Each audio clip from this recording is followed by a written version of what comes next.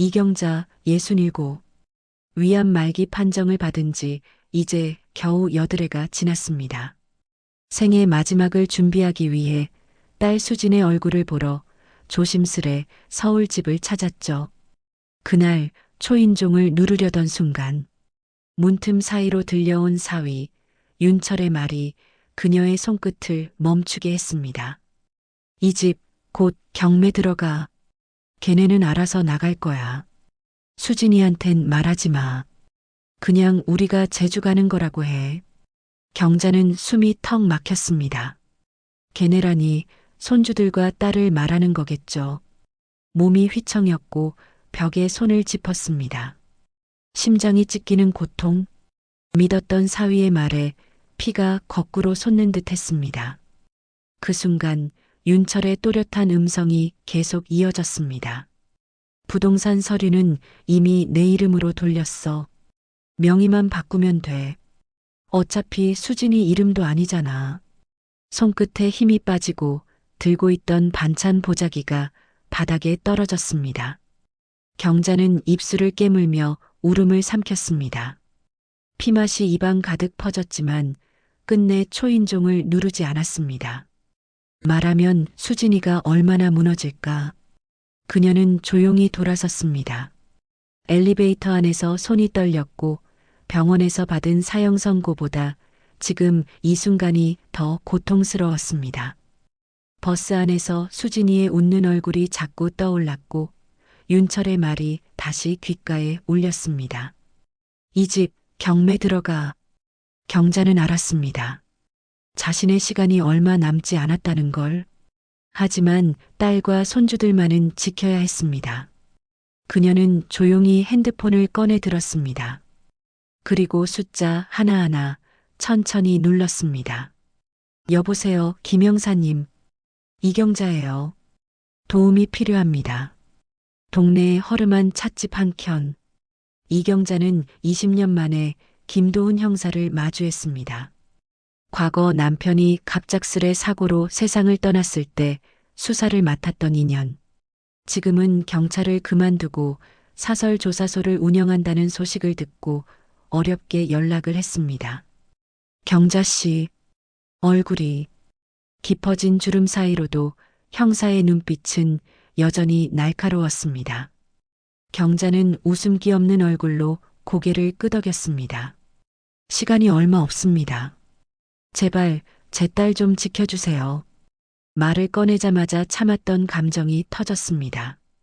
사위 윤철이 집을 경매에 넘기려는 이야기부터 딸 수진이 그 사실을 전혀 모르고 있다는 것까지 감정은 북받쳤지만 그녀는 눈물을 삼켰습니다. 도훈은 묵묵히 이야기를 들었습니다.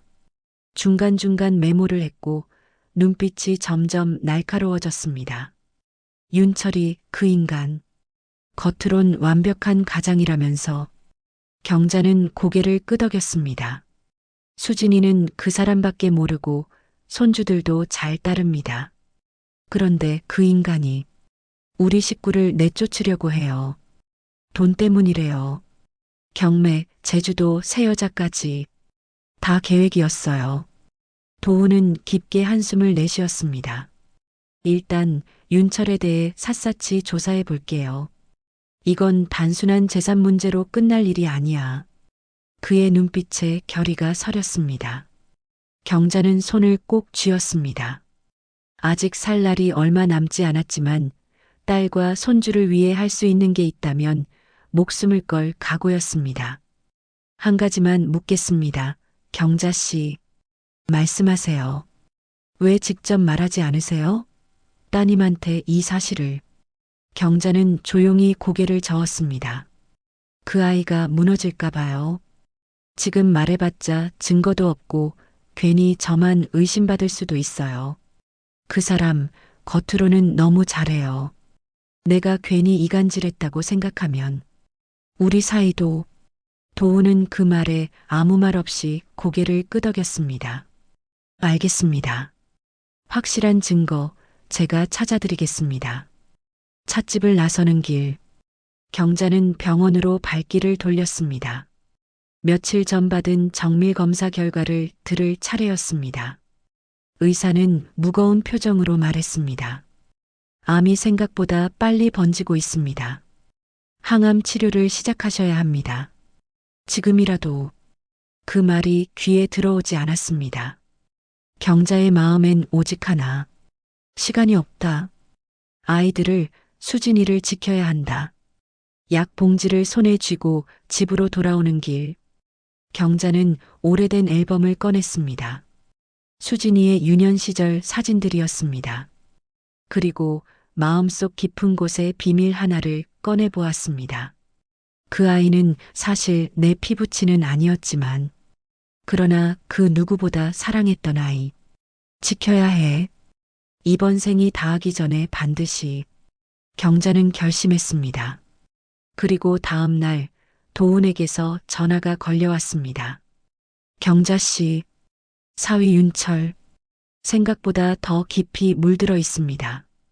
빚 여자, 그리고 수진 씨에게 절대 말 못할 일도. 경자는 눈을 감았습니다. 폭풍이 다가오고 있었습니다. 그리고 그 폭풍은 한 사람만이 막아야 했습니다. 다음 날 아침 김도훈은 경자의 집 앞에 검은 서류 봉투 하나를 들고 나타났습니다. 비가 추적추적 내리던 음산한 날이었습니다. 경자는 조심스레 문을 열었습니다. 뭔가 찾으셨어요? 도훈은 고개를 끄덕이며 봉투를 내밀었습니다. 직접 보는 게 좋을 것 같아서요. 거실에 앉아 서류를 꺼내든 경자의 손이 떨렸습니다. 경매 신청서, 등기부 등본, 서명된 위임장. 그 모든 서류에는 수진이의 집 주소와 사위 윤철의 이름, 그리고 낯선 여성의 이름이 함께 적혀 있었습니다. 한유진. 이 여자 누구죠? 도훈이 낮은 목소리로 대답했습니다. 한유진, 32세. 제주도에서 부동산 중개업을 하고 있습니다. 사위와 최소 6개월 이상 교제 중이고 같이 투자한 펜션 사업도 진행 중이에요. 더 놀라운 건 도훈은 휴대폰을 꺼내 사진을 보여주었습니다. 윤철과 한유진이 나란히 서 있는 사진. 해변가에서 팔짱을 낀 채 너무도 행복해 보였습니다. 경자의 눈에선 눈물이 흘러내렸습니다.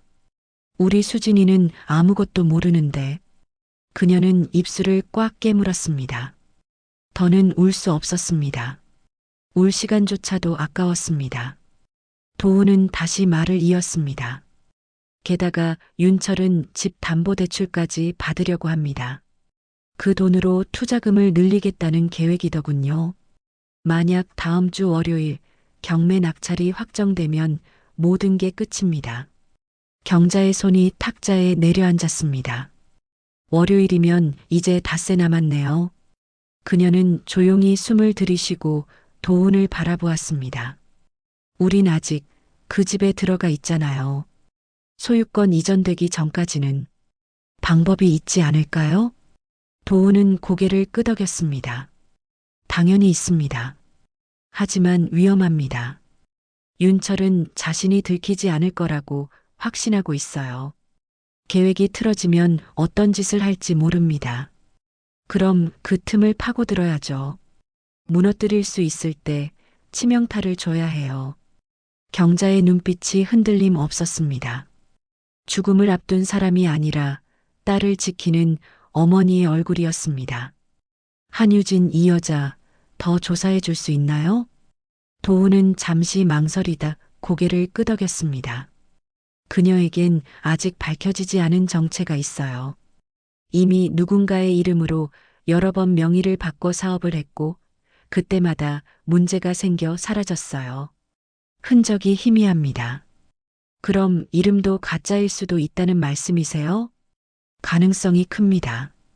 누군가 뒤에서 조종하고 있을 수도 있고요. 경자의 가슴이 서늘해졌습니다. 모든 퍼즐 조각이 수상하게 끼워지고 있었습니다. 그리고 그때 도훈의 휴대폰이 울렸습니다. 네, 말씀하세요. 뭐라고요? 확실한가요? 통화를 마친 도훈의 표정이 어두워졌습니다. 경자 씨, 방금 정보 하나가 더 들어왔습니다. 말씀하세요. 한유진이라는 여자가 지난주에 어떤 여성과 호텔에서 만난 정황이 포착됐어요. 그 여성의 이름은 백정화입니다. 경자의 심장이 철렁 내려앉았습니다. 백정화, 그 이름 제가 알고 있는 사람이에요. 백정화, 그 이름 알고 계신다고요? 도훈의 질문에 경자는 천천히 고개를 끄덕였습니다. 그녀의 입술이 새하얗게 질려 있었습니다. 그 사람, 내 남편 상우의 옛 애인이었어요. 그리고 수진이, 그 아이의 친어머니일지도 몰라요. 말을 마친 순간 숨조차 쉴 수 없는 정적이 거실을 감쌌습니다. 도훈은 충격을 감추지 못한 채 되물었습니다. 그럼 수진 씨는 경자 씨의 친딸이 아닌 건가요? 경자는 고개를 천천히 끄덕였습니다. 그 아이는 내가 낳지 않았어요. 불임 판정을 받고 절망하던 그때 남편이 아이를 데려왔죠. 사촌 동생의 아이라고 했어요. 하지만 시간이 흐르고 남편이 떠난 후 진실을 알게 됐어요. 그녀는 두 손으로 얼굴을 가렸습니다. 수진이는 백정아와 내 남편 사이에서 태어난 아이였어요. 하지만 난 단 한 번도 그 아이를 내 딸이 아니라고 생각해 본 적이 없어요. 그 아이가 내 전부였어요. 도훈은 잠시 입을 다물었습니다. 이 사건은 단순한 사기나 배신이 아니었습니다. 가장 깊은 정과 사랑, 그리고 숨겨진 혈연과 복수가 엮인 정서의 소용돌이였습니다. 그럼 백정아가 다시 나타난 이유가 단순히 딸을 되찾기 위해서일까요? 경자는 작게 고개를 저었습니다. 아니에요. 그 사람은 단순한 여자가 아니에요. 상우가 그 아이를 데려간 후 정화는 한 번도 나타난 적이 없었어요. 아이를 포기했다고 생각했거든요. 하지만 지금 이 시점에 돌아왔다면 그건 복수예요. 그리고 윤철, 그 인간까지 끌어들였다면 말을 잇지 못하고 경자는 숨을 들이쉬었습니다. 이건 내 딸을 빼앗으려는 계략이에요. 재산이 목적일 수도 있지만 그보다 더 깊은 증오가 이 모든 걸 뒤에서 움직이고 있는 거예요. 도훈은 깊은 한숨을 쉬었습니다. 그럼 이제 다음 단계로 넘어가야 합니다. 백정아를 직접 추적해 봐야겠어요. 그녀가 윤철과 무슨 거래를 했는지, 그리고 왜 한유진이란 여자를 앞세웠는지. 경자는 고개를 끄덕였습니다. 그 전에 수진이한테 모든 걸 말할 수는 없을까요? 당신과 정화 사이에서 벌어진 진실을. 아니요. 경자의 목소리는 단호했습니다. 지금 말하면 수진이는 견디지 못해요.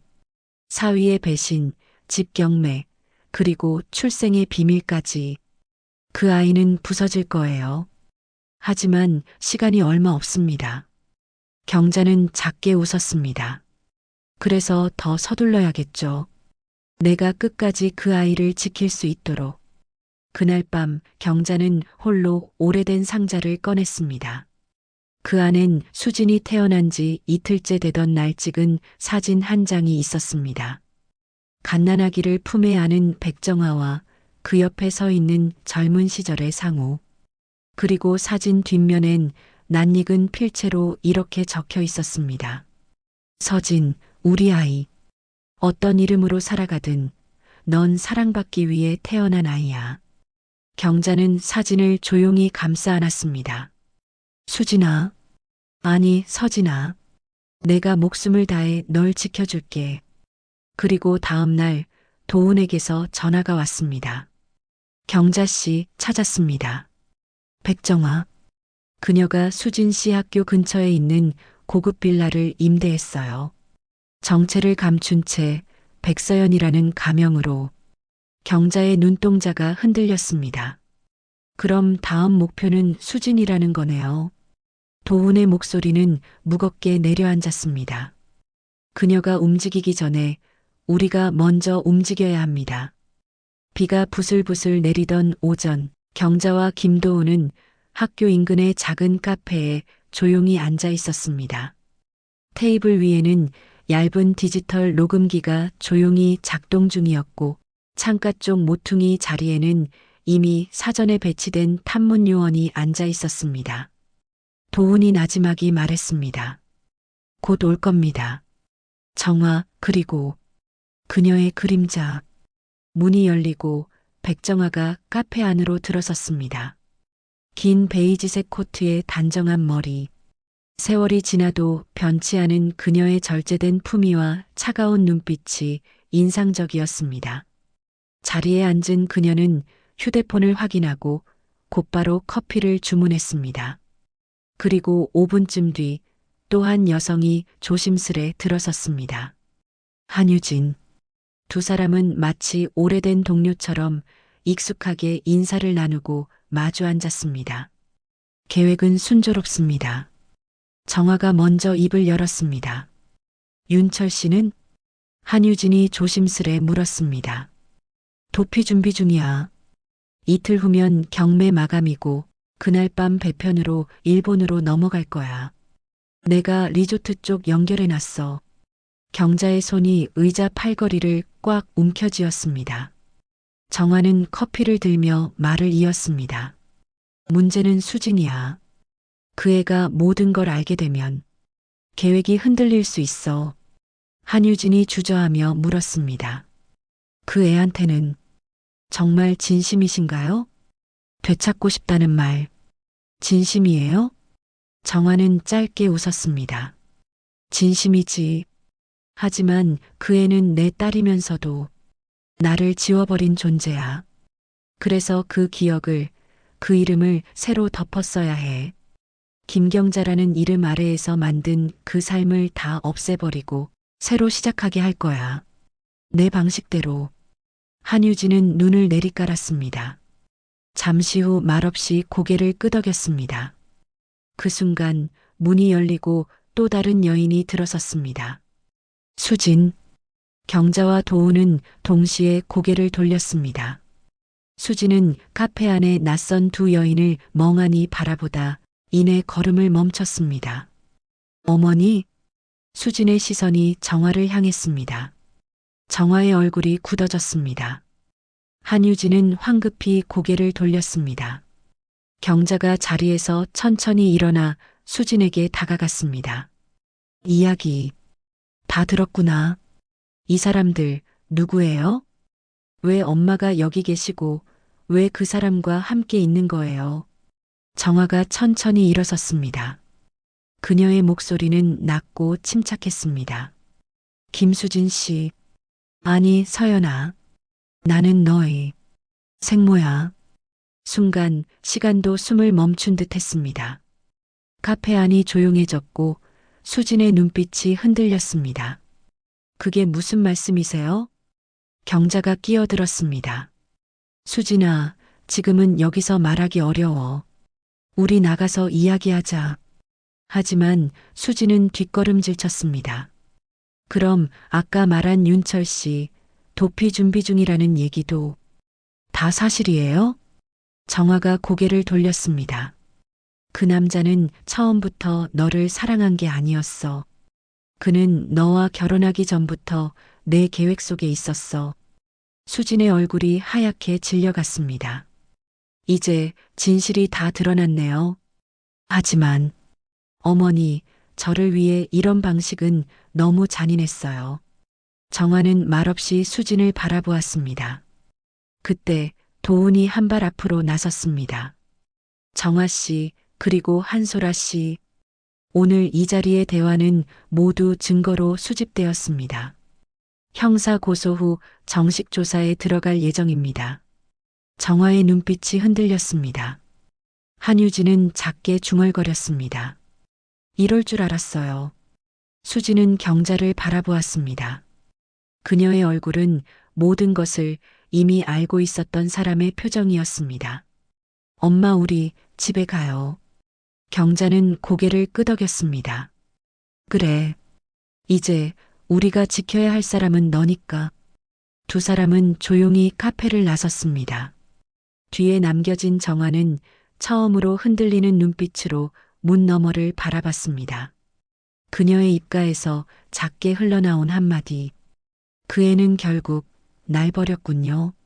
카페에서의 충격적인 진실 앞에 수지는 아무 말도 하지 못한 채 카페를 나섰습니다. 비가 부슬부슬 내리고 있었고 그녀의 어깨는 무겁게 젖어갔습니다. 경자는 조용히 그 뒤를 따랐습니다.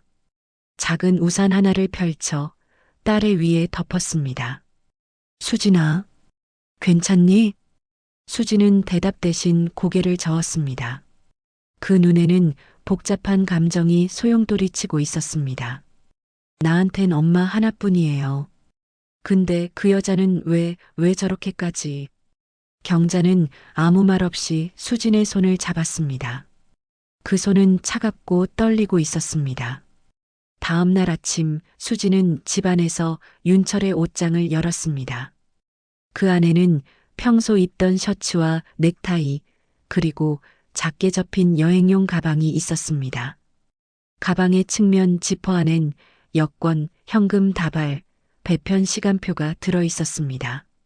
수진의 손이 떨렸습니다. 진짜였구나. 이 사람 정말 떠나려 했어. 그때 거실 문이 열리고 경자가 들어왔습니다. 뭘 찾고 있었니? 수지는 가방을 들어 보여주었습니다. 이 사람 일본으로 도망가려 했어요. 리조트 예약도 해놨대요. 이걸 들고 우리 다 버리고. 경자는 조심스레 다가가 가방을 내려놓았습니다. 그 여자의 말이 사실이었구나. 엄마, 나 이제 뭘 해야 하죠? 지수 아빠가 날 사랑한 줄 알았어요. 근데 처음부터 계획이었다니. 어떻게 그럴 수가 있어요? 수진의 목소리가 떨렸고 그녀의 무릎이 꺾였습니다. 바닥에 주저앉은 딸을 경자는 꼭 끌어안았습니다. 내 잘못 아니야. 절대 너는 아무 잘못 없어. 그날 저녁 수진은 도훈을 찾아갔습니다. 그는 윤철의 위치 추적 기록을 보여주었습니다. 여기에요. 지금 이틀째 같은 모텔에 머물고 있어요. 아마 출국이 지연되고 있는 것 같아요. 계획이 어긋났다고 느낀 모양입니다. 수지는 조용히 고개를 끄덕였습니다. 저 직접 가서 만나보고 싶어요. 도훈은 걱정스러운 눈으로 그녀를 바라봤습니다. 위험할 수도 있어요. 정화 씨 쪽에서 윤철을 정리할 수도 있고, 그래서 더 가야 해요. 아이들 아빠니까. 내가 마지막으로 물어볼 게 있어요. 다음 날 저녁 모텔 앞에 수진의 차가 도착했습니다. 경자는 조용히 차 안에서 딸의 손을 잡았습니다. 혼자 괜찮겠니? 응, 금방 나올게요. 수진은 천천히 걸음을 옮겨 방문 앞에 섰습니다.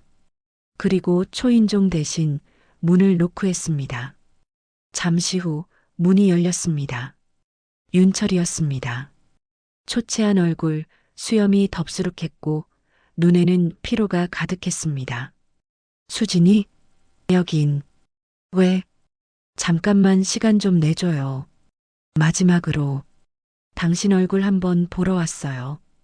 윤철은 망설이다 문을 열어주었습니다.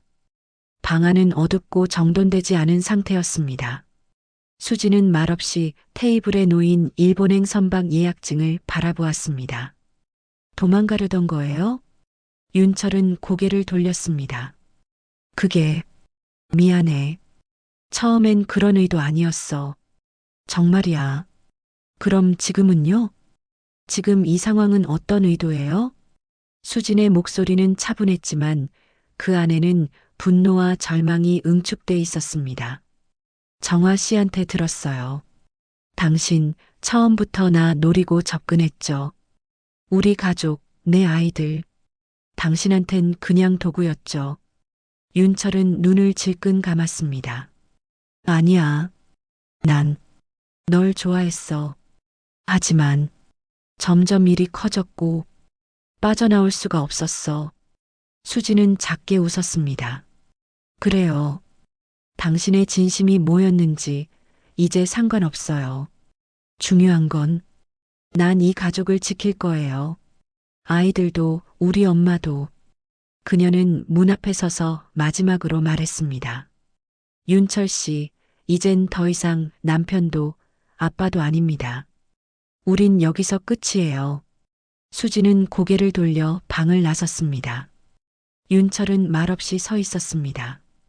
그가 처음으로 잃어버린 무언가를 실감하는 얼굴이었습니다. 밖에서 기다리던 경자가 조용히 딸을 맞았습니다. 어땠니? 확인했어요. 그리고 정리했어요. 그녀는 하늘을 올려다보았습니다. 구름 사이로 별빛이 드러나고 있었습니다. 엄마, 이제 우리 집 지켜야 해요. 경자는 고개를 끄덕였습니다. 그래, 이제 반격할 시간이야. 며칠 전의 충격은 수진의 마음을 완전히 뒤흔들어 놓았지만 그 안에서 피어난 것은 좌절이 아니라 단단한 결심이었습니다. 이제 그녀는 진실을 마주했고 그 진실 앞에서 더는 물러서지 않기로 했습니다. 이른 아침, 도훈은 두꺼운 서류 봉투 하나를 들고 수진의 집을 찾았습니다. 정화 씨와 윤철 씨 그리고 그 여자 셋 사이의 연결고리를 확인했습니다. 수진은 조심스레 봉투를 열었습니다. 안에는 해외 부동산 투자 계약서, 통장 거래 내역, 그리고 몇 장의 사진이 들어 있었습니다. 사진 속 정화는 고급 리조트 행사장에서 한 젊은 여성과 함께 서 있었습니다. 그 여자는 며칠 전 정화와 카페에서 대화하던 그 부동산 중개인 한유진. 도훈이 낮은 목소리로 말했습니다. 그 여자의 진짜 이름은 한소라. 부동산 사기 전과 삼범. 정화 씨와는 오래된 관계고 이번 일에선 정화의 오른팔로 움직인 흔적이 있습니다. 경자는 눈을 가늘게 떴습니다.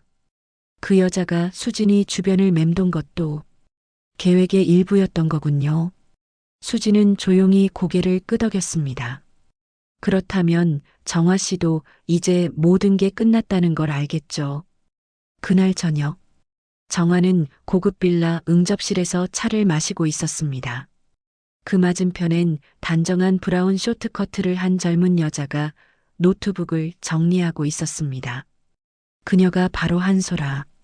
며칠 전 카페에서 정화와 은밀히 대화를 나누던 한유진이란 가명을 쓰던 인물. 지금은 가면을 벗고 정화의 실질적인 조력자로 움직이고 있었습니다. 한소라는 화면을 넘기며 말했습니다. 윤철 씨, 항구 근처 모텔에서 움직이지 않고 있어요. 출국을 망설이는 걸로 보입니다. 정화는 고개를 끄덕였습니다. 그 남자는 겁이 많아. 결정적인 순간엔 늘 뒤로 빠졌지. 한소라는 조심스럽게 물었습니다. 수진 씨는요? 혹시 오늘 연락이라도? 정화는 테이블 위에 휴대폰을 들어 올렸습니다. 그리고 막 도착한 문자를 보여주었습니다. 김수진 오늘 저녁 직접 뵙겠습니다. 숨지 마세요. 정화는 짧게 웃었습니다. 오겠구나. 드디어. 밤 9시. 정화의 집 앞 수진은 도훈과 경자와 함께 도착했습니다. 문이 열리고 정화가 나타났습니다. 평온한 미소를 지은 얼굴. 하지만 그 속엔 복잡한 감정이 흐르고 있었습니다. 어서 와, 서연아. 아니지. 지금은 김수진 씨라고 불러야겠구나. 수진은 그녀를 노려봤습니다. 이제 이름이 뭐든 상관없어요. 내가 지켜야 할 사람들, 내가 살아온 시간이 그 이름보다 중요하다는 걸 알게 됐거든요. 정화는 고개를 끄덕이며 문을 열었습니다. 그렇다면 들어와서 이야기하지 않을래? 넓은 응접실. 테이블에 마주 앉은 네 사람 사이에는 무거운 침묵이 흘렀습니다. 한소라는 약간 떨어진 소파에 조용히 앉아 있었습니다. 이야기해보죠. 수진이 먼저 입을 열었습니다.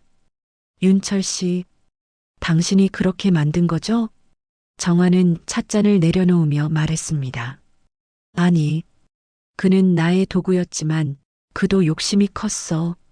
결국 너도 그에게는 그저 거래였던 거야. 수진의 입술이 떨렸습니다. 경자가 조용히 딸의 손을 잡았습니다. 딸의 인생을 망가뜨리면서까지 정말 되찾고 싶었어요? 정화는 처음으로 시선을 피했습니다. 그건 되찾는다기보다는 되돌리고 싶었어. 내가 잃어버린 시간, 내 아이의 이름, 그리고 그 모든 걸 내가 갖고 있었으니까. 경자의 눈빛이 단단해졌습니다. 정화 씨, 당신이 잃은 게 있다면 나는 매 순간을 걸고 그 아이를 지켜왔어요. 그건 소유도 복수도 아닌 사랑이었어요. 정화는 미묘한 표정을 지었습니다. 한숨이 흘러나왔습니다. 소라야. 정화가 말하자 한소라가 조용히 다가왔습니다. 정리해. 네. 그날 밤 수지는 경자와 함께 집으로 돌아왔습니다. 말없이 차 안에서 하늘을 바라보던 그녀가 입을 열었습니다. 엄마, 우리 이제 끝까지 가야 해요. 경자는 조용히 고개를 끄덕였습니다. 그래. 진실이 아무리 아프더라도 지켜야 할 사람을 지켜야 하니까. 다음 날 아침 도훈이 급히 전화를 걸어왔습니다. 윤철, 공항 쪽에서 움직임이 포착됐습니다. 배편 대신 비행기편으로 빠질 가능성이 있습니다. 지금 경찰이 이동 중이에요. 수지는 눈을 감고 깊게 숨을 들이마셨습니다. 도훈 씨, 부탁 하나만 해도 될까요? 말씀하세요. 그 사람, 꼭 제 앞에서 잡히게 해주세요. 내가 내 손으로 마지막 인사를 하고 싶어요. 인천공항 국제선 출국장. 모든 것이 바쁘게 움직이는 가운데 한 남자가 후드와 마스크로 얼굴을 가린 채 체크인 카운터 근처를 서성이고 있었다. 윤철. 그의 손엔 가짜 여권이 들려 있었고 등에는 낡은 백팩 하나뿐이었다. 마치 아무 흔적도 남기지 않겠다는 듯한 차림새였다. 그러나 그의 눈은 불안에 떨리고 있었다. 아직 비행기 표를 발권하지 못한 채 망설이고 있었기 때문이다. 정화 씨가 말했지. 한국을 떠나면 다시 시작할 수 있다고. 근데 왜? 마음이 이렇게 무거운 거지. 그는 주위를 둘러보며 숨을 고르고 있었다. 그 순간 뒤쪽 출입문이 열리고 누군가 빠르게 걸어 들어왔다. 수진이었다. 그녀는 긴 트렌치 코트를 입고 주위를 날카롭게 훑고 있었다. 도훈이 곁에서 작게 속삭였다. 저기입니다. 8번 게이트 근처. 수지는 아무 말 없이 걸음을 옮겼다. 윤철은 이제 발권 창구 앞에 섰다. 직원이 여권을 보여주세요라고 말하는 순간 그의 손이 잠시 멈칫거렸다. 그리고 뒤에서 들린 익숙한 목소리. 김윤철 씨. 윤철은 몸을 굳히고 천천히 돌아섰다. 수진이 그를 정면으로 바라보고 있었다. 도훈은 옆에서 조용히 경찰에게 신호를 보냈다. 윤철은 당황한 얼굴로 수진을 바라보았다. 수진아, 왜 여기에? 수진은 조용히 한 발 다가섰다. 당신 정말 마지막까지 도망치려 했어요? 아니야. 난 상황이 너무 복잡해져서 그냥 떠나는 게 서로를 위한 거라고 생각했어. 수진의 눈빛이 차갑게 떨렸다. 서로를 위한 거요? 당신이 한 일들을 보고도 그런 말을 해요? 윤철은 입을 다물었다. 그 순간 수진은 품에서 한 장의 사진을 꺼냈다. 사진 속에는 정화와 윤철이 리조트 개장 행사에서 나란히 웃고 있는 모습이 담겨 있었다. 이게 당신이 말한 사랑의 실체예요? 윤철은 눈을 질끈 감았다. 처음엔 그런 게 아니었어. 정화 씨가 날 도와준다고 했고 나는 점점 그 안에 갇혀버렸어. 그냥 빠져나올 수 없었다고. 그래서 가족을 팔았어요? 아이들까지 두고 나까지. 그냥 버릴 생각이었어요? 그녀의 목소리는 떨렸지만 단단했다. 윤철은 고개를 숙였다. 그때 경찰이 다가와 조용히 그의 팔을 붙잡았다. 김윤철 씨, 출국금지 대상자입니다. 함께 가시죠. 윤철은 고개를 들지 못한 채 끌려갔다. 그의 마지막 시선은 수진을 향했지만 수진은 더 이상 흔들리지 않았다. 공항방, 수진은 주차장 쪽으로 걸어 나왔다. 경자가 차 안에서 기다리고 있었다. 끝났니? 수진은 조용히 고개를 끄덕였다. 응, 이제 정말 끝났어. 경자가 딸의 손을 꼭 잡았다. 잘했어, 우리 딸. 수진은 말없이 하늘을 올려다보았다. 어디선가 항공기가 굉음을 내며 떠올랐다. 엄마 있잖아. 이제 내가 아이들을 지킬 거예요. 이젠 내가 누군지 알아요. 경자는 말없이 딸의 어깨를 감싸 안았다. 그래. 넌 이제 더 이상 누구의 그림자도 아니야. 며칠 후 수지는 아이들과 함께 도심 외곽의 작은 단독주택으로 이사했다. 백정아가 소유권을 내놓고 떠난 집이었다. 그러나 그녀는 그 집을 아이들 명의로 바꾼 후 거절의 편지와 함께 돌려보냈다. 정화는 답장을 하지 않았다. 다만 도운을 통해 한마디만 전해왔다. 이제라도 행복하길 바랍니다. 나는 너무 늦었나 봅니다. 밤 아이들이 잠든 후 수지는 혼자 거실에 앉아 있었다. 거실 책장에 놓인 작은 액자 속엔 경자와 아이들 그리고 그녀 자신이 함께 웃고 있는 사진이 있었다. 수지는 그 앞에서 조용히 중얼거렸다. 엄마, 이제는 제가 엄마처럼 살아볼게요. 진짜 가족을 지키면서. 경자는 창가에 앉아 창밖을 바라보고 있었다. 그녀의 얼굴에는 피곤함보다 평온함이 먼저 깃들어 있었다. 서랍을 열어 편지 한 통을 꺼냈다. 남편 상우의 유품 속에 숨겨져 있던 오래된 편지. 그 속에는 이렇게 적혀 있었다. 경자야. 나에게 서진이는 너에게 맡긴 가장 큰 감사이자 용서였어. 언젠가는 내가 이 아이를 지켜줄 거라 믿었어. 경자는 천천히 편지를 접었다. 그리고 하늘을 바라보며 조용히 말했다. 여보, 이제야. 당신의 부탁을 다 지킨 것 같아요. 그날 이후로 많은 것이 바뀌었다. 윤철은 사문서 위조와 사기, 출국금지 위반 혐의로 구속되었고 정화는 모든 혐의를 인정하고 해외 재산을 자진 신고했다. 한소라는 도피 중 체포되어 공범으로 조사를 받았다. 신문 기사들은 이 사건을 중산층 가정에 숨어든 가족 파괴 사기극이라 불렀지만 수진에게 그것은 단지 진실을 껴안고 일어선 시간이었다. 초봄, 아직은 꽃망울이 맺히지 않은 작은 정원에서 수지는 맨손으로 흙을 고르고 있었다. 경자는 툇마루에 앉아 따뜻한 차를 마시며 딸을 바라보았다. 감기 걸리겠다. 그만 좀 해. 수지는 웃으며 대꾸했다. 이제는요, 흙 만지면 마음이 좀 정리되는 것 같아요. 경자는 조용히 미소 지었다. 한때 이 딸은 그렇게 작고 여렸는데 지금은 누구보다 단단해 보였다. 며칠 뒤 수지는 오랜만에 편지를 썼다. 받는 사람은 백정화. 정화 씨께. 이제는 어머니라는 단어보다 이 호칭이 더 맞는 것 같아요. 당신이 남긴 상처는 컸지만 그 속엔 진심도 있었음을 알아요. 그래서 저는 미워하지 않기로 했습니다. 그저 제 방식으로 용서하고 살아가기로요. 그 아이들 잘 크고 있어요. 지수는 요즘 장래희망이 교사라네요. 아마 저를 닮은 모양이에요. 그 아이들 곁에서 저는 매일 새로 시작합니다. 그게 진짜 엄마의 길이라 믿으니까요.